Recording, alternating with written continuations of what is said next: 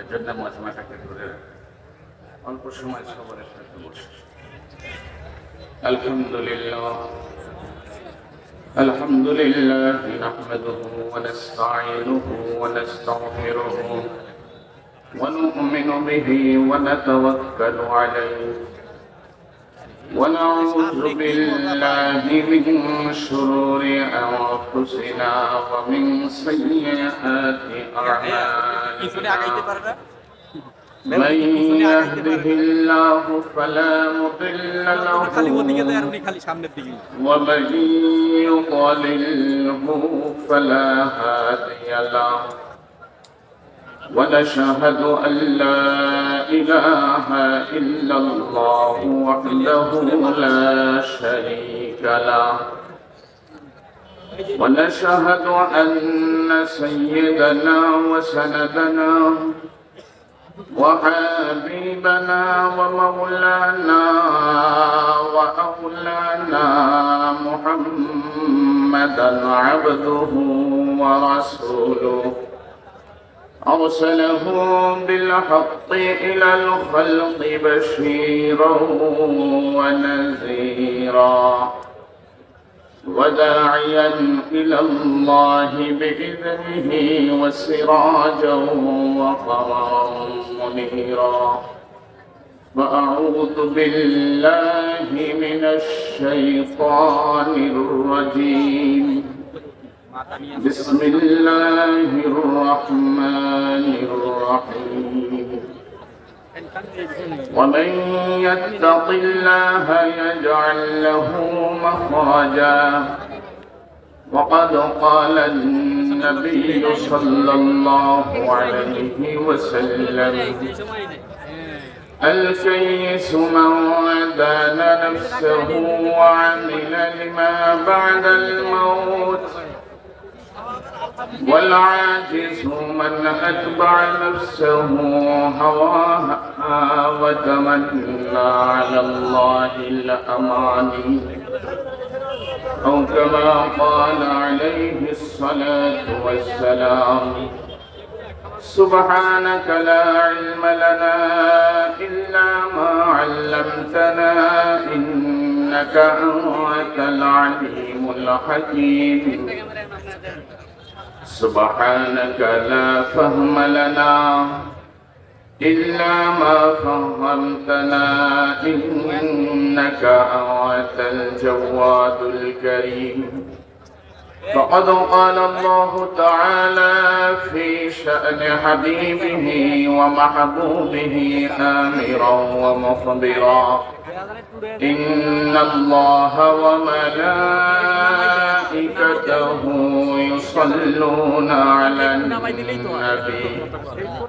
يا أيها الذين آمنوا صلوا عليه وسلموا تسليما اللهم صل على محمد وعلى آل محمد كما صليت على إبراهيم وعلى آل إبراهيم إنك حميد مجيد اللهم بارك على محمد وعلى آل محمد كما باركت على إبراهيم وعلى آل إبراهيم إنك حميد مجيد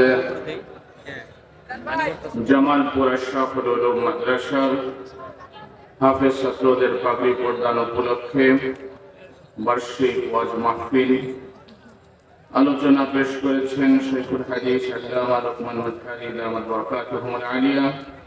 আমরা আলোচনা শুনতেছিলাম পীরে কামিল শাইখুত তাফসীর ওয়াল হাদিস ফখরে বাঙ্গাল আল্লামা খুরশিদ আলম কাসেমী হাফিজাহুল্লাহ আমাদের মাঝে উপস্থিত হবেন কিছু সময়ের মাঝেই ইনশাআল্লাহ। হাফেজ মাওলানা রফিকুল ইসলাম মাদানী নেতৃত্বাধীন আরো মুআজ্জাজ বহু উলামায়ে কেরাম আলোচনা পেশ করেছেন।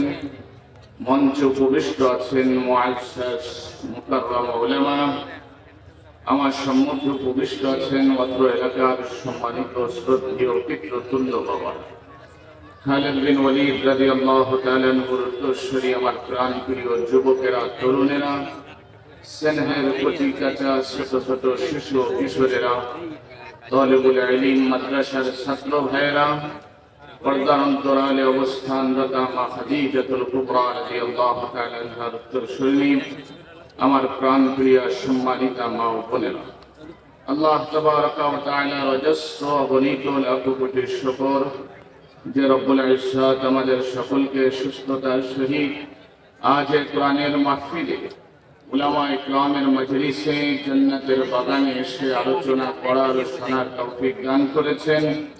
এর জন্য আমরা সকলেই কালিমাতুশ শুকর আদায় করি আলহামদুলিল্লাহ।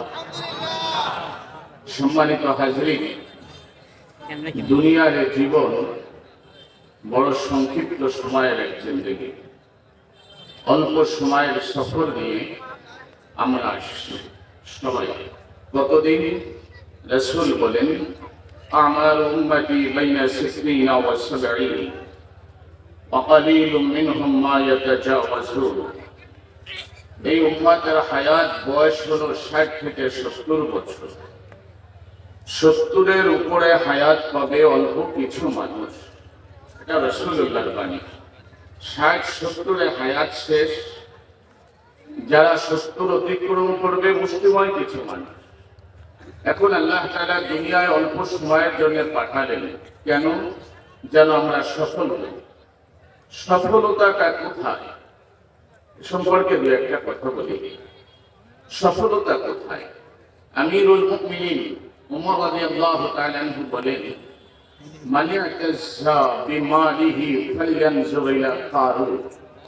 তোমরা যারা সম্পদের মাঝে সফলতা খুঁজো, তোমরা তাকাও কারুনের দিকে। আল্লাহ কারুনকে এত মাল দিলেন, এত দৌলত দিলেন, এত সম্পদ দিলেন। মুসা যখন বললেন আল্লাহর রাস্তায় ব্যয় করো, আর তার জাতি যখন বলল কারুন লা তাফরাহ, সম্পদ পাইয়া মাতাল হয়ে যায় না, সম্পদ পাইয়া পাগল হয়ে যায় না। তো কারণ বলতেছিল, ক্বালা, আমি যে সম্পদ পাইলাম উতিতুহু আলা ইলমিন ইনদি, আমি আমার ইলম দিয়া, বুদ্ধি দিয়ে এই মাল কামাই করছি। কারণ যখন এটা বুঝাইতেছিল যে আমার বুদ্ধি আর জ্ঞানের ক্ষমতায় আমি মালের মালিক হইলাম, আল্লাহ বলে তুই মালকে সফলতার চাবিকাঠি মনে করলি আর নবীদের বিরুদ্ধাচারণ করলি, এইখানে সফলতা খুঁজতেছিলি। আল্লাহ বলেন শেষ পরিণাম কি করলাম?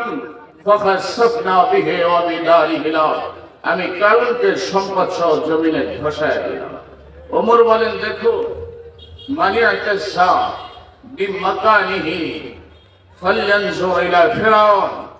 যদি কেউ ক্ষমতা দিয়া সফলতা মনে করো, যে কেউ ক্ষমতা পাইল তো সে সফল হয়ে গেল।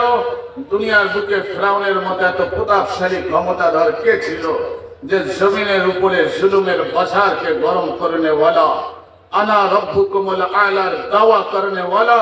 পৃথিবীর ইতিহাসে ফিরাউন ছাড়া দ্বিতীয় কে ছিল বলো যে আমি রব? এই কথার স্বীকারোক্তি করেছিল, দাবি করতেছিল। নবীদেরকে মিশরের মাটি থেকে তাড়ানে ওয়ালা, বহু বাচ্চাদেরকে মায়ের কোলে রাখা অবস্থায় কতল করনে ওয়ালা। এত বড় জালিম ক্ষমতা পায়া যখন বাহাদুরি চালাইতেছিল আর আনা রব্বুকুমুল আলার দাওয়া করতেছিল, আল্লাহ তাআলা বলেন আমি ফিরাউনকেও ধসায় দিলাম, মাটির সাথে মিশায় দিলাম। ওমর বলেন, মানি আকাসাবি নাসাবিহি ফালয়ানজুর ইলা আবি জাহাল। যদি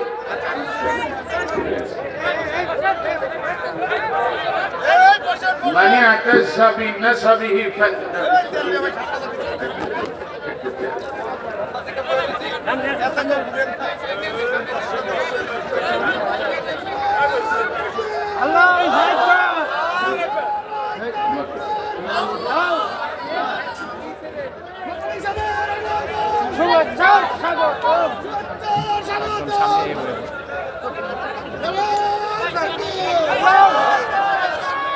মাইক মাইক মাইক খামোশ হয়ে যায় ভাই। যে যেখানে জায়গা পাই বসে পড়ি। হযরত আসছেন, কথা বলবেন, আমরা সবাই ধৈর্যের সাথেই কথা শুনতে পারবো না। মুহতারাম লম্বা সময় কথা বলবেন, আমরা সবাই বসে খামোশ।